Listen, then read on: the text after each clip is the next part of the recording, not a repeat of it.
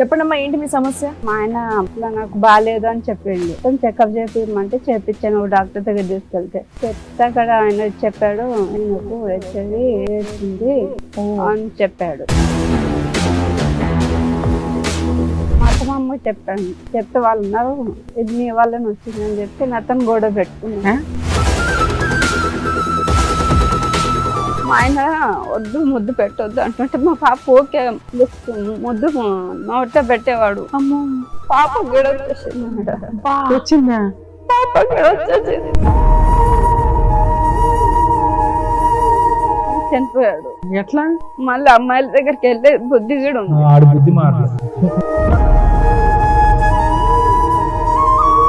2 గంటలు లేట్ అయినందుకు వీళ్ళు మా మీద పోలీస్ కేసు పెట్టారు. అంత ఆరోగ్యం, అంత మంచి అలవాట్లు ఉన్న కొడుకు చనిపోయాడు, మా కోడలు పీకు తినేసిందని పెట్టారా? నేను చంపేశానని పెట్టా.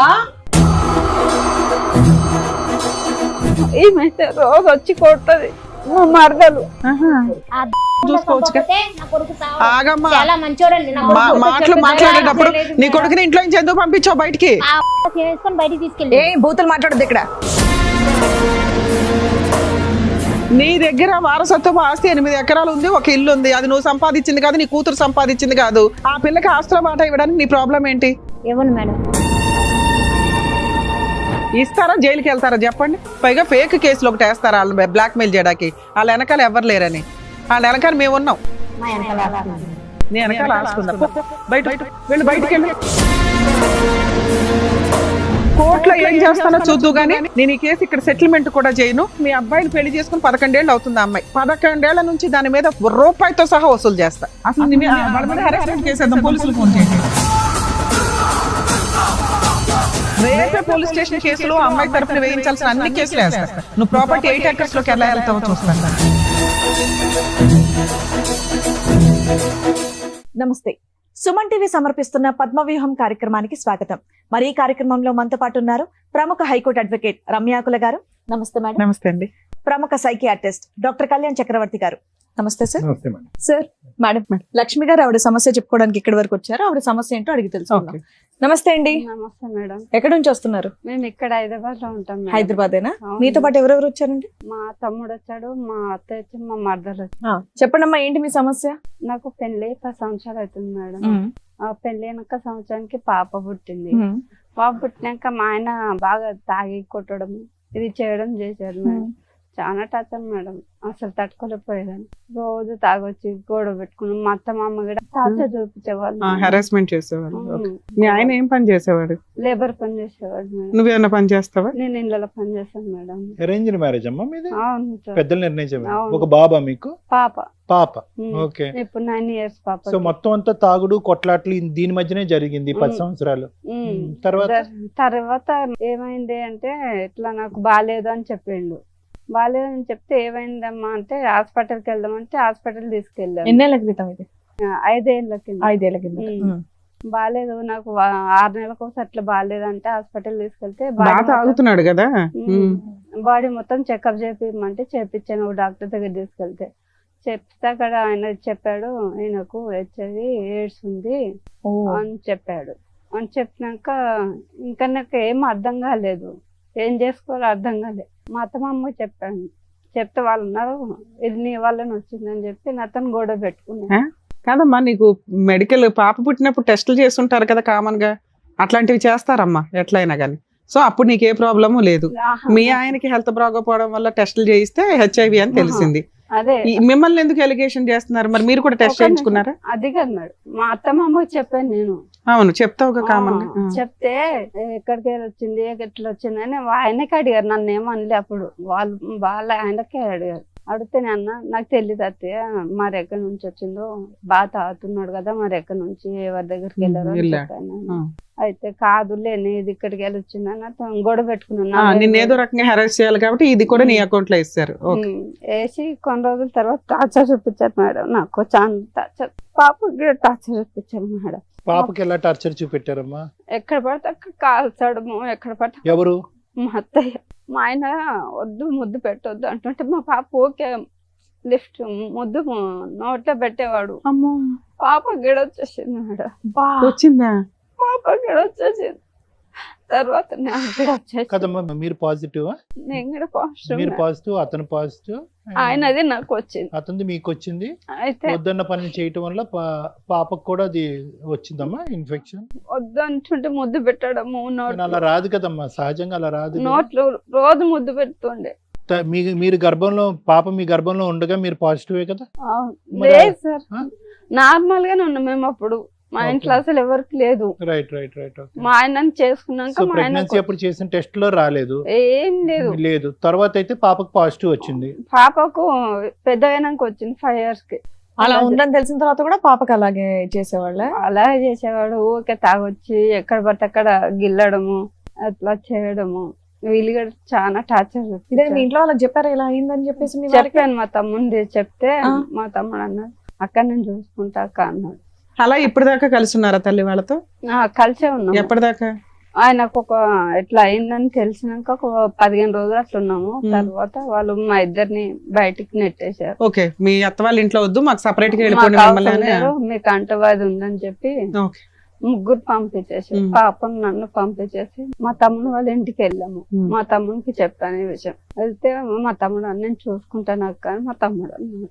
అక్కడ డైలీ పని చేసుకుంటూ స్టార్ట్ చేశారు? అక్కడ ఇళ్ళలో పని చేసుకుంటూ పాపను చదివిపిస్తూ ఉన్నాను. చాలా రోజుల తర్వాత మా ఆయన మీ తమ్ముడికి తెలుసా ఇట్లా మీకు ఇట్లా వచ్చింది అని? చెప్పాను మొత్తం చెప్పారా? పాపం తెలిసినా ఆయన ఒక కుటుంబాన్ని రెంట్ కి ఇప్పించి చేయించారు. రెంట్కి ఏం లేదు, ఇంట్లోనే. వాళ్ళ ఇంట్లో ఉన్నారా? సూపర్. అమ్మ వాళ్ళ ఇంట్లోనే ఉన్నాం మేము. అమ్మ నాన్న లేరు మాకు, మేమిద్దరమే. అతనికి పెళ్లి అయిందా?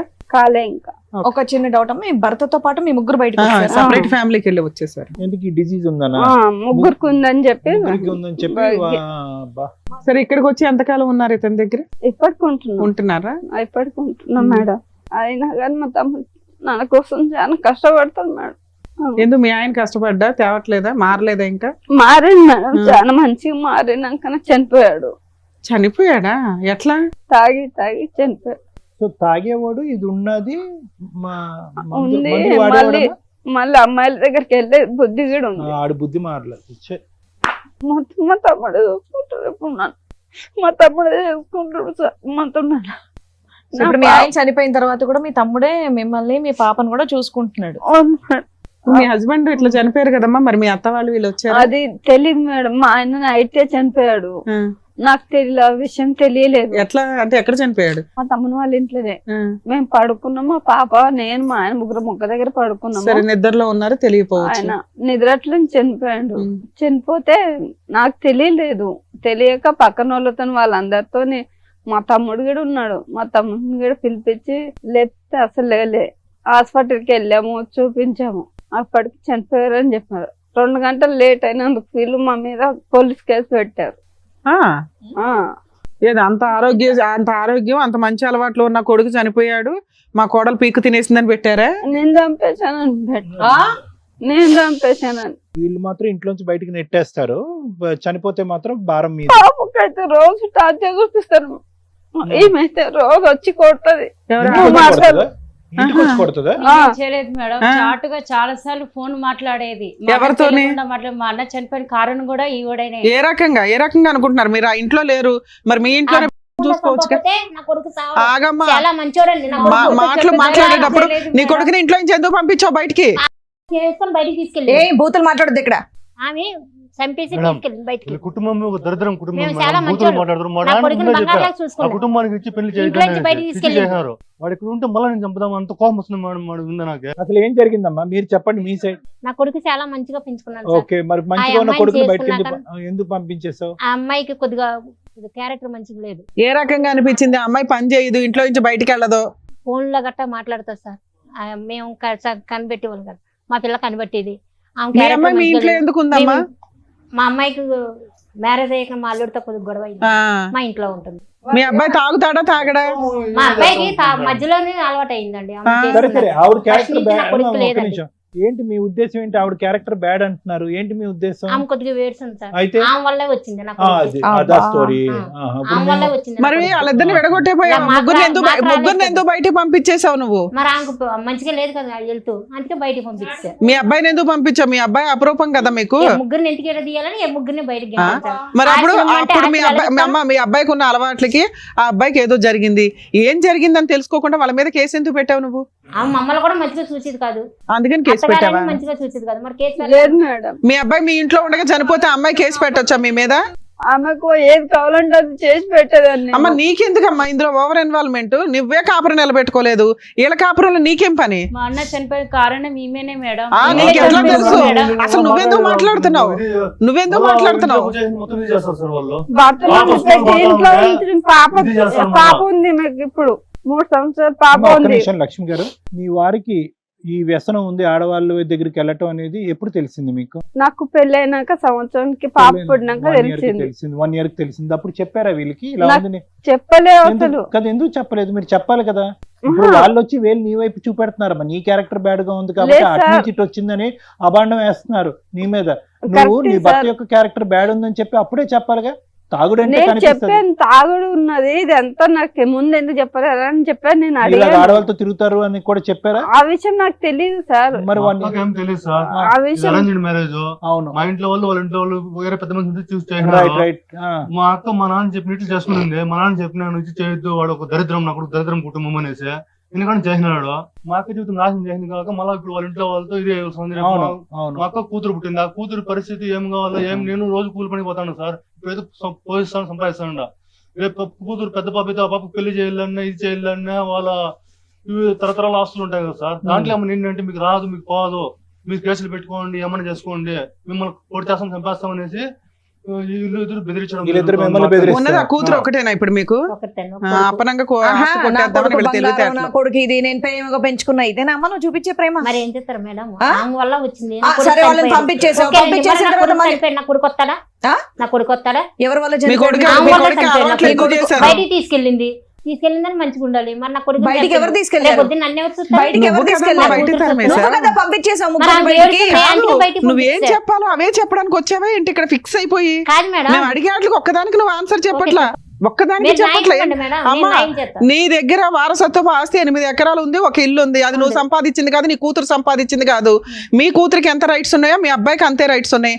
నీ కూతురు పిల్ల వారసులకి ఎంత రైట్స్ ఉన్నాయో వీళ్ళ వారసులకి అంతే రైట్స్ ఉన్నాయి. ఆ పిల్లకి ఆస్తిలో వాటా ఇవ్వడానికి నీ ప్రాబ్లం ఏంటి? ఏమన్నా మేడం, ఇవ్వు. మా అన్న చాలా టార్చర్ చేసేది మేడం. ఏ నువ్వు ఆపవమ్మా, ముందు నీ కాపురం నువ్వు నిలబెట్టుకో, తర్వాత వాళ్ళ కాపురంలో నింపులు పోద్దు గాని. పైగా వీళ్ళ మీద కేసులు పెట్టారా? కేసు ఎఫ్ఐఆర్ అయ్యిందా? కాలేదు మేడం. FIR. కేసు పెడతామంటున్నాం మేడం, ఆస్తులు ఓకే బాగుంటాయి ఓకే, అంటే. ఎఫ్ఐఆర్ అవ్వలేదు. అవ్వలేదు. ఆవిడ కంప్లైంట్ ఇచ్చింది, పోలీసులకి నిజం తెలిసింది కాబట్టి రిజిస్టర్ చేయాలి. సో ఇక్కడ మీకు పిల్లకి నీకు న్యాయం జరగాలి, అంతేనా?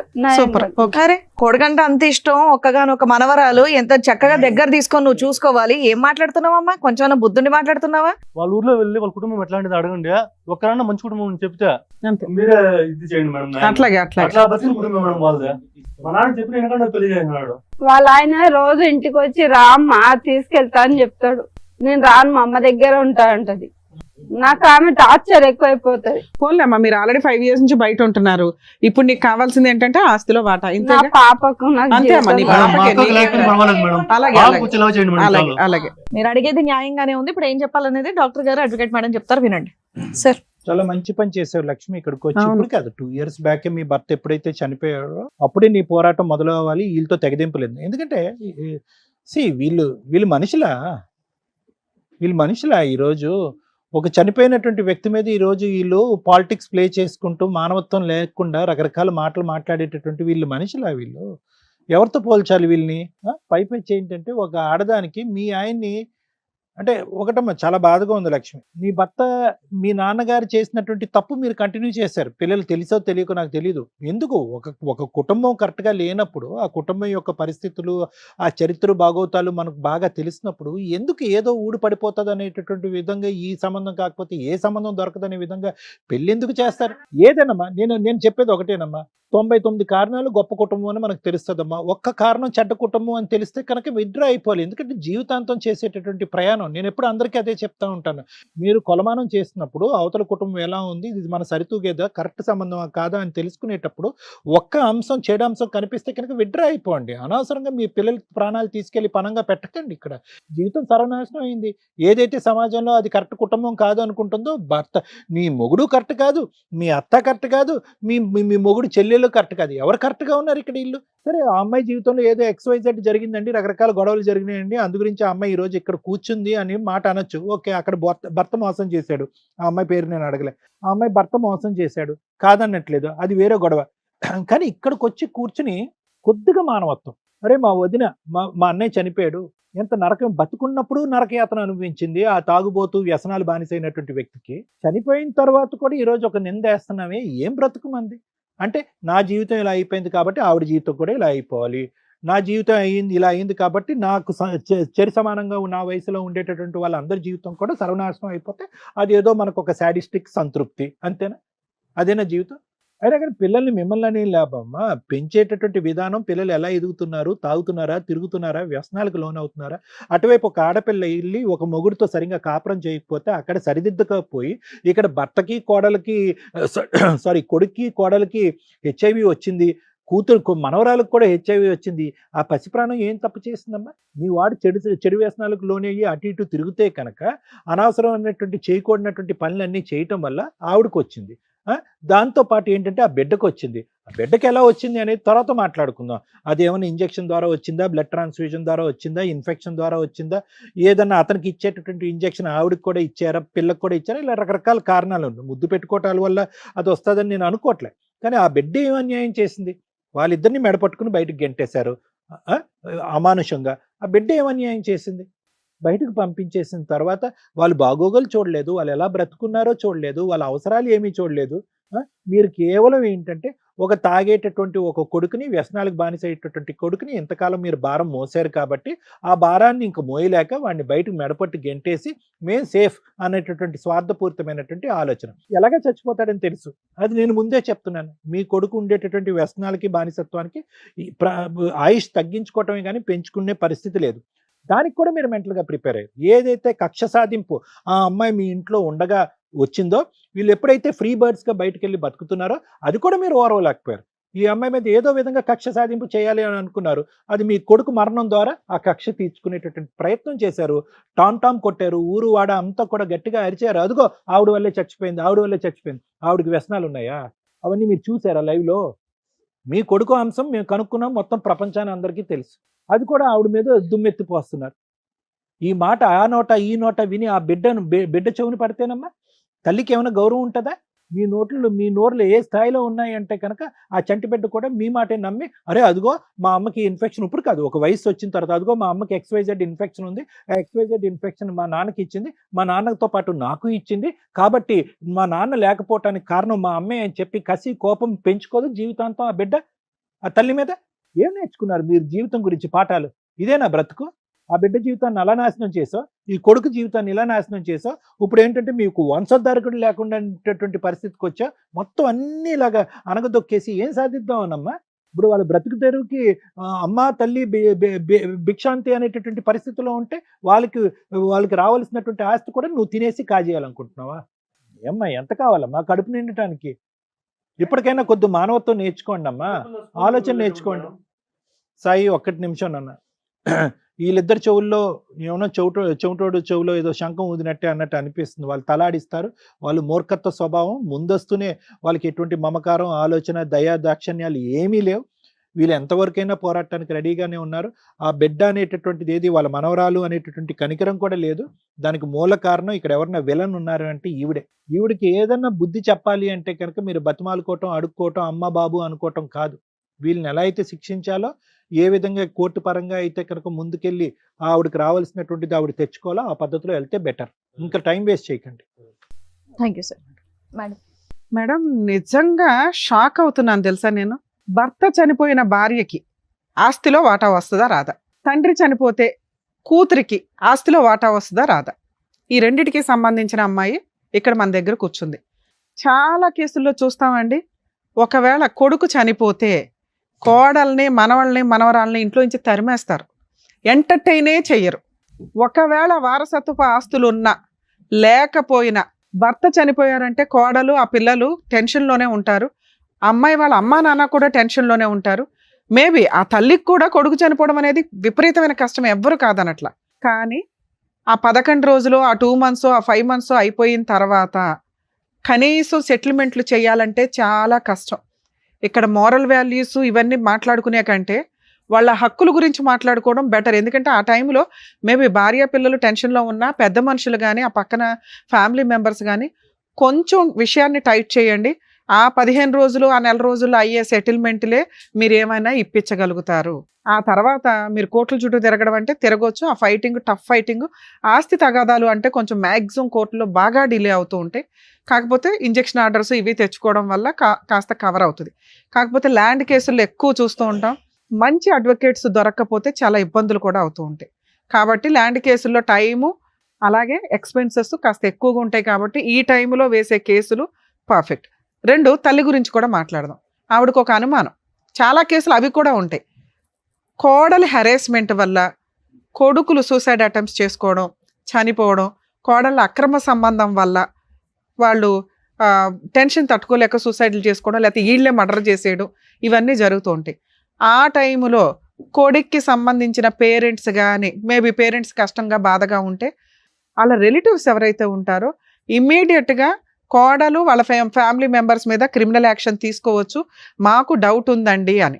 అలాగే ఈ చనిపోయే వ్యక్తుల విషయాల్లో వాళ్ళు ఏదన్నా ఫ్యామిలీ మెంబర్స్ మధ్య రిలేషన్ బాగుంటే కాస్త ఇన్సూరెన్స్లు, మీ తదనంతరం భార్య పిల్లలు ఎలా బతకాలనేది కూడా కొంచెం జాగ్రత్తగా చూసుకోండి. ఒకవేళ క్రూయల్ పర్సన్ అయితే మీరు ఒక లెటర్స్ రాసి పెట్టుకోండి, వాళ్ళకి ఆయుధం అవుతుంది.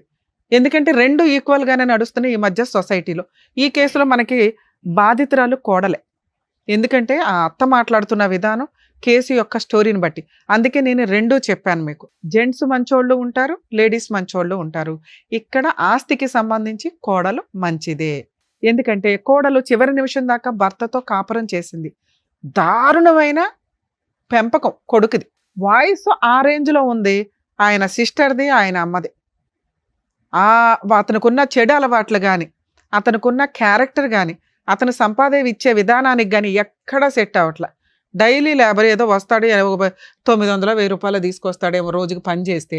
దాంట్లో తాగుడు, అవి కూడా తాగుడు అవి కూడా సరిగ్గా తీసుకురాడు. ఎదురు ఎవరెవరితోనో పడుకున్నాడు, వచ్చింది ఏదో వ్యవహారం. దానికి ఒక ఆడవాళ్ళని క్యారెక్టర్ అసాసినేషన్ చేయడం ఎంత ఈజీ అంటే ఫోన్లు మాట్లాడుతుందండి. ఎవరితో మాట్లాడుతుంది ఆవిడ? ఏం మాట్లాడుతున్నావు తల్లి? నువ్వు ఒక స్త్రీవేగా, నిజం మాట్లాడుకోవాలిగా. ఒక అమ్మాయి గొంతు కోసినట్టు లెక్క నీ కొడుకు కాపురం వల్ల, నీ కొడుకు బిహేవియర్ వల్ల. నీ కూతురు కాపురం నిలబెట్టడం, ఏడవడం చేతకాలా నీకు? ఈ అమ్మాయి క్యారెక్టర్ గురించి మాట్లాడుతున్నావు నువ్వు నీ కూతురు, ఆ పిల్ల చాలా. అసలు వారసురాలు ఎవరు నీకు ఇక్కడ? ఏ మనవరాలు? బుద్ధి ఉందా నీకు? నువ్వేనా కష్టపడి సంపాదించావు 8 ఎకరాలు? ఎవరిద్దరు సమానంగా చూసుకోవాలి. నీ కూతురు ఇష్టం కాబట్టి నువ్వు ఆవిడకి నువ్వు సేవలు చేస్తున్నావు. నీకేమైనా సేవలు చేస్తుందా నీ కూతురు? పొద్దుట్లు వేసినా కానీ చప్పరంగా పడుకుంటుంది, నువ్వు టిఫిన్ చేస్తావు, మీ పిల్లని పంపించుకుంటావు, ఇవి నువ్వు చేస్తున్నావు. అసలు నువ్వు ఈవిడికి కానీ వీళ్ళ పిల్ల మనవరాలకు కానీ ఏమైనా సేవలు చేసావు ఎప్పుడైనా? ఆవిడ చేయాలని ఎందుకు అనుకుంటున్నావు? నువ్వెప్పుడు చేయాలి? ఆవిడ చేయాలని ఎందుకు అనుకుంటున్నావు? కోడళ్ళు అనగానే ఇంకా చాకరీలు చేసేయాల. ఇండియాలోనే ఈ కల్చర్ తెలుసా నిజంగా? అందుకే కోడళ్ళని ఎంటర్టైన్ చేయట్లా. అత్త అన్న పాత్ర డిలీట్ అయిపోద్ది కొన్ని రోజులకి మీలాంటి బిహేవియర్ వల్ల. మీరు లేకపోతే పిల్లల పెంపకం సరిగ్గా ఉండదు. మీరందరూ కలిసి ఉండండి రా బావని మేము ప్రయత్నిస్తే ఇలాంటి గయ్యాళి మెంటాలిటీలు పెట్టుకొని ఉంటే ఏ రకంగా వస్తుంది అమ్మాయి? ఏ రకంగా సేవ చేస్తుంది? భర్తతోటే చాకరీ పడుతుందా? మీతో హెరాస్మెంట్లు పడుతుందా? తాగుబోతూ తిరుగుబోతూ రూపాయి తీసుకురాడు. అరే ఒక అమ్మాయి గొంతు కోసేసానే అని నువ్వు ఇంట్లో పెట్టుకొని నువ్వు ధైర్యంగా ఆ పిల్లకి ఒక ప్రహరీలాగా నుంచుంటే ఎంత బాగుండేది? నీ కొడుకే హెచ్ఐవి రావడం ఏంటి? ముగ్గురిని తీసి బయట వేయడం ఏంటి నువ్వు? నానా ఇప్పుడు లీగల్గా వెళితే మీకు లాస్ 100% మీకు రావాల్సిన షేర్. ఇక్కడ భర్త చనిపోతే అంటే నీ కొడుకు చనిపోతే కోడలకి మనవరాలకి ఆస్తి వాటా వస్తుందా అంటే, వీళ్ళ హస్బెండ్ సెల్ఫ్ ఎక్వేర్డ్ ప్రాపర్టీ ఏదన్నా ఉండి వీళ్ళకి వారసత్వపు ఆస్తులు లేకపోతే మనవరాలి మెయింటెనెన్స్ కోసం నానమ్మ తాతయ్యల మీద క్లెయిమ్ చేసే రైట్స్ మనవరాలికి ఉంటాయి. తెలుసుకోండి. 99% జనాలకు తెలియదు. అత్తగారు మాంగారుల మీద వేయదు. వాళ్ళు ఫైనాన్షియల్గా బాగోపోతే వేయకండి. ఎవరికాళ్ళు సెల్ఫ్ రెస్పెక్ట్తో బతకండి. అలాగే మ్యారిటల్ రిలేషన్ 1 year పెళ్లిళ్ళు చేసుకొని కాపురాలు నాశనం చేసుకొని అక్రమ సంబంధాలు పెట్టుకునే వాటిల్లో కోర్టు కూడా కొంచెం మోరల్ వాల్యూస్ తోటే చూస్తుంది. ఇక వారసత్వపు ఆస్తులు ఉంటే మీ ఆయన కానీ నువ్వు కానీ నీ కూతురికి కానీ ఆపే రైట్సే లేవు. అసలు పెద్ద మనుషుల దగ్గర కూర్చొని అలా వాటా 4 ఎకరాలు ఇంట్లో ఏం షేర్ ఇస్తారో ఆ షేర్ ఇవ్వలేకపోతే ఆ ఇల్లు మీకు కావాల్సి వస్తే అందులో ఒక ఎకరమే దాని వాల్యూ ఆఫ్ ఎకరం యాడ్ చేసి ఇవ్వాలి వీళ్ళకి. లేదా వాళ్ళని బతులు ఆడుకొని అమ్మ మీరు 3 ఎకరాలు తీసుకోండి అని బతులు ఆడుకోవాలి. అది వదిలేసి మీ ఇష్టం వచ్చినట్టు బిహేవ్ చేస్తున్నారు. ఇక్కడ మీ అబ్బాయి ఆస్తి ఏమీ లేదు. మీ అబ్బాయికి వచ్చే షేర్లో 3 వాటాల కింద లెక్క. అది కూడా నిజాయితీగా చెప్తున్నాను. అసలు యాక్చువల్గా నీకు ఇవ్వకూడదు, నీకు చెప్పకూడదు కూడా. ఒక కొడుకు చనిపోతే అతనికి సంబంధించిన సెల్ఫ్ ఎక్వైర్డ్ కానీ యాన్సిస్టర్ ప్రాపర్టీ మీద కానీ పూర్తి హక్కులు హిందూ మతంలో, హిందువులు వేరు, క్రిస్టియన్కి సంబంధించిన పర్సనల్ ప్రాపర్టీ లా వేరు, ముస్లిమ్స్ లా వేరు. ఇక్కడ వీళ్ళు హిందువులు కాబట్టి దీని గురించే చెప్తున్నా. ఆ కొడుక్కి సంబంధించిన సెల్ఫ్ ఎక్వైర్డ్ వారసత్వ ఆస్తుల్లో తల్లికి భార్య పిల్లలకి సమాన వాటాలు, ఎంతమంది ఉంటే అన్ని భాగాలు. ఇప్పుడు మీ అబ్బాయికి వచ్చే 4 ఎకరాల్లో నీకు వాళ్ళిద్దరికి షేర్, అంటే నీకు 1 ఎకరం పక్కన పెట్టిన వాళ్ళకి కనీసం 3 ఎకరాలు రావాలి. మీ అబ్బాయికి వచ్చే షేర్ 50% గురించి మాట్లాడుతున్నావమ్మా, నీ షేర్ కాదు. మీ అమ్మాయి షేర్ నేను మాట్లాడలేదుగా. 8 ఎకరాల్లో నేను లేదా మీరు అందరూ కూర్చొని ఆ 8 ఎకరాలని 3 భాగాలు చేసుకోండి. అర్థమైందా? మీకు ఒక భాగం, ఆవిడకు ఒక భాగం, ఈవిడకు ఒక భాగం. ఆ రకంగా చూసినా వీళ్ళకి ఎంత రావాలి? 3 ఎకరాల దాకా రావాలిగా. ఎందుకంటే ఇంట్లో వాటా ఇవ్వరుగా మీరు. 3 ఎకరాలు ఈ రోజు ఇక్కడ అగ్రిమెంట్ రాసి వెళ్తారా లేదా? మీ ఇద్దరు లీగల్ హెయిర్ సర్టిఫికేట్కి అప్లై చేసుకోండి. నీ పేరు వీళ్ళిద్దరు పేర్లు వస్తుంది. మీ అబ్బాయికి సంబంధించిన దాంట్లో ప్రాపర్టీ పార్టీషన్ చేసుకొని వాళ్ళకి ఇవ్వాల్సిన షేర్ వాళ్ళకి రిజిస్ట్రేషన్ చేయండి. రిజిస్ట్రేషన్ ఎక్స్పెన్సెస్ కూడా మీరే పడాలి. ఒకవేళ మీరు ఇది సెటిల్మెంట్ నేను ఇక్కడ చేయనండి కోర్టులో చూసుకోండి అంటే మీ అబ్బాయి చనిపోయిన దగ్గర నుంచి ఆ 8 ఎకరాల మీద మీరు ఎంత వసూలు చేశారో వడ్డీతో సహా, అంటే కవులు డబ్బులు కానీ ఇన్కమ్ కానీ మొత్తం వసూలు చేసి పెట్టాల్సి వస్తుంది. సుమన్ టీవీ అమ్మాయి వెనకాల ఉంది. ఆ అమ్మాయి నిజంగా విక్టిమ్, బాధితురాల కింద లెక్క. ఈ కేసులో మేము 100% ఆ అమ్మాయికి సార్ ఫ్రీ కౌన్సిలింగ్ ఇస్తారు, నేను ఫ్రీ లీగల్ ఎయిడ్ కూడా చేస్తాను. అమ్మాయి జీవితము అమ్మాయి ఇదే. మీకేంటంటే వీళ్ళకి హెల్త్ ప్రాబ్లం ఉంది కాబట్టి వీళ్ళు ఏదైనా అయిపోతే మొత్తం ఆస్తి నేను నా కూతురు తీసుకోవచ్చు. పిచ్చి తెలివితేటలు. ఇస్తారా జైలుకి వెళ్తారా చెప్పండి? పైగా ఫేక్ కేసులు ఒకటి వేస్తారా వాళ్ళని బ్లాక్మెయిల్ చేయడానికి? వాళ్ళ వెనకాల ఎవరు లేరని. వాళ్ళ వెనకాల మేము ఉన్నాం. చెప్పు. మా వెనకాల వస్తుంది. నీ వెనకాల ఆస్తుందా? పో బయట, వీళ్ళు బయటికి వెళ్ళు. కోర్టులో ఏం చేస్తానో చూద్దు కానీ నేను ఈ కేసు ఇక్కడ సెటిల్మెంట్ కూడా చేయను. నీ దగ్గర నుంచి ఎంత ఆస్తి వసూలు చేయాలో చిల్లిగవతో సహా మీ అబ్బాయి చనిపోయిన దగ్గర నుంచి ఆస్తి ఆల్రెడీ మీరు ఎంజాయ్ చేస్తున్నారు కదా ఇప్పటిదాకా. మొత్తం మీ అబ్బాయిని పెళ్లి చేసుకుని 11 ఏళ్ళు అవుతుంది. ఆ అమ్మాయి 11 ఏళ్ల నుంచి దాని మీద రూపాయితో సహా వసూలు చేస్తా. ఎలాంటి మీ ఇద్దరు? ఇంత హస్బెండ్ ఎక్కడున్నాడు ఎంక్వైరీ చేసి ఆవిడ క్యారెక్టర్ ఏంటి, మీ క్యారెక్టర్ ఏంటి, మీ ఊళ్ళో వాళ్ళని ఎంక్వైరీ చేస్తే మీ బాగోతాలు బయటపడతాయి. ఆ అమ్మాయిని అంటున్నారా? అమ్మాయిని క్యారెక్టర్ని అంటున్నారా? అసలు వాళ్ళ మీద హెరాస్మెంట్ కేసు వేద్దాం, పోలీసులు ఫోన్ చేయండి. నిజంగా మీరు వెళ్ళండి, ఏం చేయాలో మేడం చెప్తారు ఆవిడకి. కరెక్ట్ గా బుద్ధి చెప్తారు. రేపే పోలీస్ స్టేషన్ కేసులో అమ్మాయి తరపున వేయించాల్సిన అన్ని కేసులు వేస్తా. నువ్వు ప్రాపర్టీ 8 acres లోకి ఎలా వెళ్తావో చూస్తాను. ఏం మాటలు రావట్లేదా ఇప్పుడు? అసలు లానే మీ చేతిలో పెట్టుకుని కూర్చున్నారా? ఇంత గయాళితనమా? వెళ్తావా జైలుకి వెళ్తావా తల్లి? అసలు ఆ ఇంట్లో ఎందుకు ఉంటున్నావో నువ్వు? ఫిట్టింగ్లు ఎందుకు పెడుతున్నావు? ఆమె నడిపిస్తుంది. ఆమె మీద అంటారు నన్ను అనాలి, నా బిడ్డనంట నువ్వెవరు? నీ కోడలు అనొచ్చా నువ్వు? ఫోన్లు మాట్లాడుతుందంట. అమ్మా మీరు మంచోళ్ళు ఆ ఏరియాలో అనేవాళ్ళు ఒకరితో ఫోన్ చేయించు. నువ్వు నీ దమ్ముంటే. మేమేం తప్పు చేసాం మేడం? మా ఊర్లో అమ్మా నువ్వు తప్పు చేసావా? నీ క్యారెక్టర్ ఏంటని నేను ఇక్కడ మాట్లాడలా. నేనేం మాట్లాడా? లా ప్రకారం వాళ్ళకి రావాల్సిన షేర్ గురించి మాట్లాడుతున్నా. నేను లీగల్ గా దిగితే ఎలా ఉంటుందో తెలుసా? మేము న్యాయం చేయాలా? నువ్వెవరు న్యాయం చేయడానికి? వాళ్ళకి ఇవ్వాల్సిన షేర్ వాళ్ళకి ఇవ్వు. నువ్వేంటి గోంగూర న్యాయం చేసేది ఇక్కడ? అప్పనంగా తింటున్నావు 11 ఏళ్ళ నుంచి కూర్చొని. అది మా సొమ్ము, నా భర్త. నీ భర్త సొమ్ము కాదు, మీ మామగారి దగ్గర నుంచి వచ్చిన ఆస్తి. నువ్వెంత షేర్ హోల్డర్వో ఆ అమ్మాయి కూడా అంతే అని చెప్తున్నాను. మాత్రం అర్థం కాదా నీకు? ఇక్కడ రాసిస్తావా కోర్టులో చూసుకుంటావా?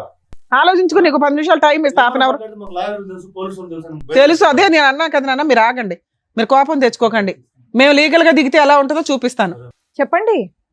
కూర్చోండి. ఎన్ని గంటలు కూర్చుంటారు? న్యాయం చేస్తాను. అమ్మ ఇక్కడ నేను ఒక బాండ్ పేపర్ మీద ఇప్పుడు మీ చేత రాయిస్తాను. మీరు వితిన్ 1 week లో రిజిస్ట్రేషన్స్ కంప్లీట్ చేయాలి. లేదా మా టీం మొత్తం వస్తారు అక్కడ. గుర్తుపెట్టుకో, మేము దిగిన తర్వాత ఎలా ఉంటుందో మామూలుగా ఉంటుంది ఎవ్వరు. ఓకే మేడం, రాస్తాను. నువ్వేమంటావు? ఏ ముఖం మార్చుకున్నావేంటి? అబ్బా కూతురుతో డిస్కషన్ మరి. తీసుకురండి, బాండ్ పేపర్స్ తీసుకురండి. మేడం మీకు మెదక్లో 8 acres పొలం ఉందట, అలాగే హౌస్ కూడా అక్కడ ఉంది. మీ కోడలికి మనవరాలకి మీరిద్దరు, మీ హస్బెండ్ ఉన్నారా? లేరు. మీరిద్దరు లీగల్ హెయిర్స్ కింద లెక్క. మీరిద్దరు వితిన్ 1 week నుంచి 10 days లోపు ప్రాపర్టీని వీళ్ళ పేరు మీద రిజిస్ట్రేషన్ చేస్తున్నారు. ఇక్కడ సైన్లు పెట్టండి, అవన్నీ నేను ఫిల్ చేస్తాను. అలాగే కోర్టు ద్వారా లీగల్ హెయిర్ సర్టిఫికేట్ కూడా మేము ఇప్పిస్తాం. మేడం సైన్ తీసి రండి రమ్మా.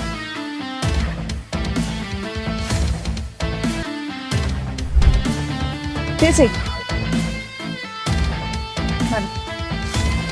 అమ్మ ఈ డీటెయిల్స్ అవన్నీ షో అయిపోయిన తర్వాత నేను రాసి మా దగ్గరే ఉంచుకుంటాము. అలాగే మీకు ఒక జిరాక్స్ కాపీ, మీకు ఒక జిరాక్స్ కాపీ ఇస్తాం. మీ పెద్ద మనుషులు పెట్టుకొని ప్రాబ్లం షార్ట్ అవుట్ చేసుకోండి. తల్లి 10 daysలో నీకు ఈ పని కంప్లీట్ అవ్వకపోతే మమ్మల్ని మళ్ళీ కాంటాక్ట్ అవ్వండి, మేము వచ్చి లీగల్గా యాక్షన్ తీసుకుంటాం. నాకు తెలుసు ఏంటి లీగల్గా యాక్షన్ తీసుకుంటావా, ఇది ఓకే చేస్తావా? Thank you madam, thank you so much. Okay అమ్మా, జాగ్రత్త. మిమ్మల్ని నమ్ముకొని వచ్చిన లక్ష్మి గారికి చక్కటి న్యాయం చేసినందుకు thank you so much doctor గారు. Thank you so Thank much you. Madam. మరో కథతో మళ్ళీ కలుద్దాం.